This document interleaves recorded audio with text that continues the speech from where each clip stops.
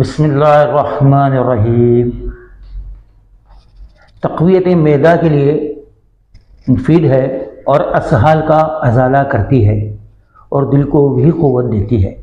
पोस्त संगदाना मुर्ग 10 ग्राम, पुदीना खुश्क 5 ग्राम, पोस्त तरंज 5 ग्राम, गुले सुर्ख 12 ग्राम, बेमन सुर्ख 10 ग्राम, संदल सुर्ख 10 ग्राम, कशनीस खुश्क बिरियाँ 10 ग्राम, तबाशिर 10 ग्राम, पोस्त बैरून पिस्ता 5 ग्राम, पोस्त हरीला जर्द 5 ग्राम, बेमन सफ़ेद 10 ग्राम, संदल सफ़ेद 10 ग्राम, सातर फारसी 10 ग्राम, हब्बुल आस 10 ग्राम। इन सब का अच्छा फाइन पाउडर बना लें और शरबत फवाकह में ख़वाम बना लें और सुबह और शाम 5 ग्राम की मिकदार में इसको दें। इंशाअल्लाह ताला सुम्मा इंशाअल्लाह ताला बहुत फ़ायदा होगा। सवाब की नीयत से सब्सक्राइब कीजिए, लाइक कीजिए और शेयर कीजिए।